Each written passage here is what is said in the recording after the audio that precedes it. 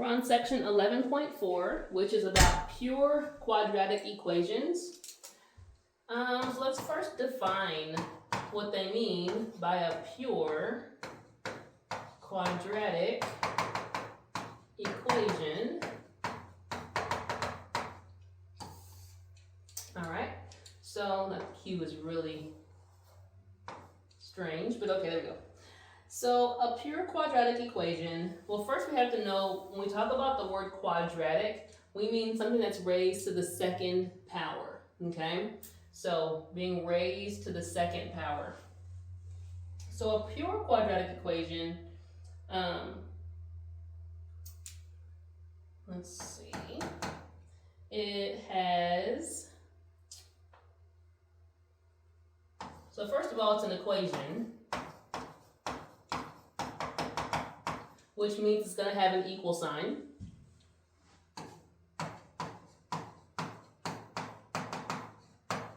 Okay. Next, because it's quadratic, that means it has raised to the second power.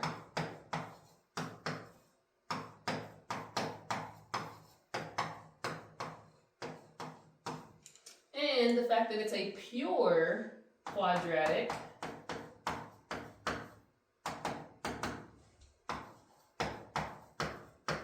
means that it's not going to have any other variable except the one raised to the second power.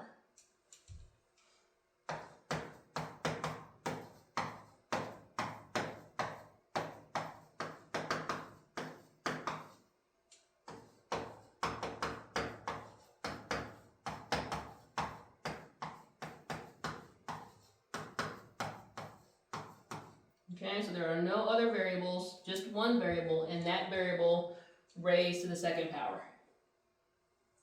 Something else to note about a pure quadratic equation is it's going to,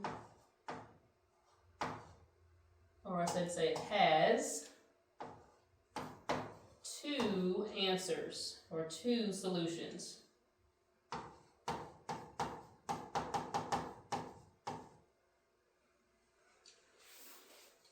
So, just kind of the basics here.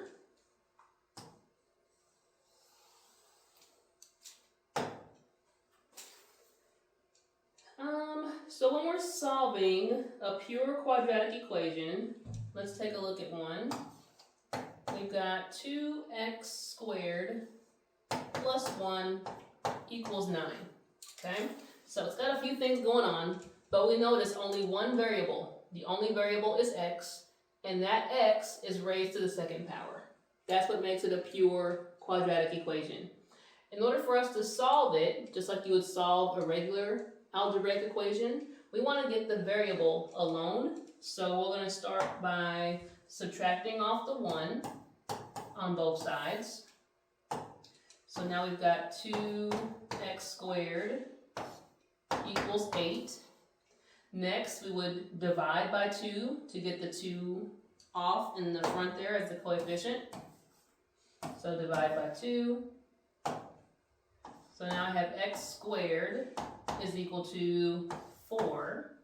Here's where it gets a little different. Because this is squared, we want to find out just the value for x, just one x, not x squared. So we're going to use our knowledge of what squaring a number means so that we can do the opposite. The opposite of squaring a number would be to do the square root, which means to find what number was originally squared. So in this case, we're going to square both sides to cancel out the exponent of 2.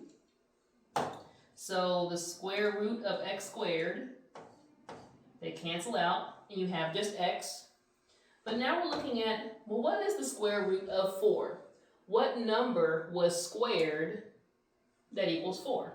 Well, we know you can do 2 times 2 to get 4. But we mentioned that pure quadratic equations have two answers.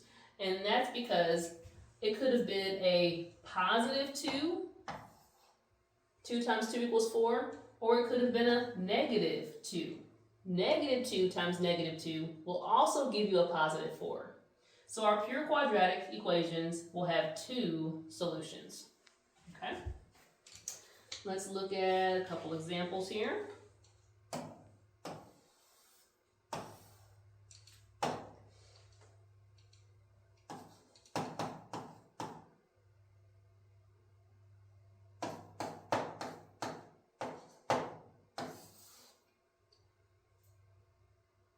Alright, I'm going to drop down to example B of 11.4a, and it has x squared over 3 plus 3 equals 3 times 10.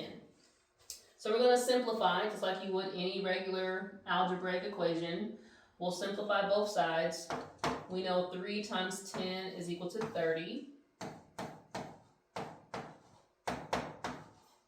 And then we're trying to solve for x. The first thing we'll do is do any addition subtraction. So we'll do minus 3 to cancel out the plus 3. So I still have x squared over 3. But now it's equal to 27. To get x alone, I need to remove the 3. Well, it was divided by 3. The opposite of dividing by 3 is to multiply by 3. Do that on both sides so that will cancel. I have x squared, and then 27 times 3. If I do it off the top of my head, I'm going to cheat and look in the book.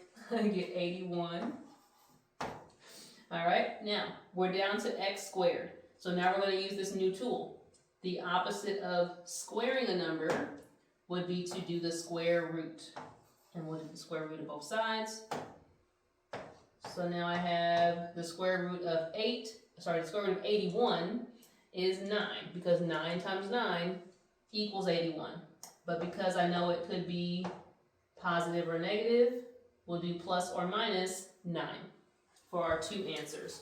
And then they do tell us that we can check these as well. So to check this, I would take positive 9, put it back into the original, and do the same thing with negative 9. So let's see. To check it, we'll do positive 9 squared over 3 plus 3 equals 3 times 10. Well, 9 times 9 will be 81 over 3 plus 3 equals 3 times 10.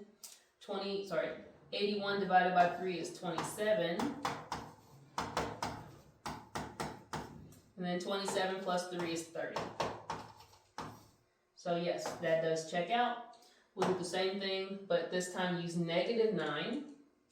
So now it's negative 9 squared over 3 plus 3 equals 3 times 10. Well, negative 9 times negative 9 is also 81. And we can see we're going to end up with the same answer, 27 plus 3 is equal to 30. Okay, so both answers do check out, positive 9 and negative 9. All right, let's see.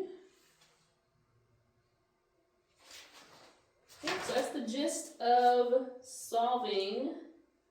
I was trying to see if there was anything, one more example. Yep, let's do one more example. And this is example 11.4b.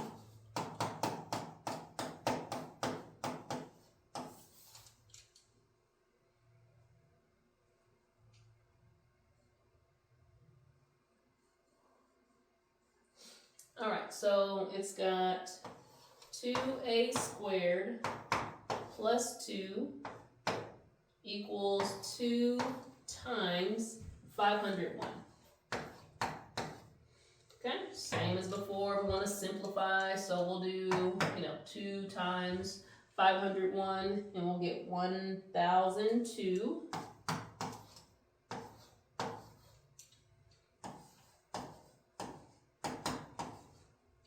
And then we'll subtract 2 on both sides so that we get 2a squared is equal to 1,000. We're going to divide the 2 off so that we can get a squared isolated. So now I have a squared is equal to 500. And then like we said, the opposite of square root, sorry, the opposite of square is square root. So we'll take the square root of both sides. Now, 500 is not a perfect square. And if you put it into your calculator, you won't get a whole number, okay? So what we'll do is we will just simplify it. So I know that 500 can be made from 100 times 5. And so I can take the square root of 100, which is 10, okay? But because it's coming out of the radical, we're going to say that it's plus or minus this answer, right? Because this is the plus or minus altogether. So plus or minus 10 times the square root of 5. Okay? So just to kind of see that sometimes you may get a radical that needs to be reduced, but it will still carry the plus or minus in the front. So we will have some more practice of this during class.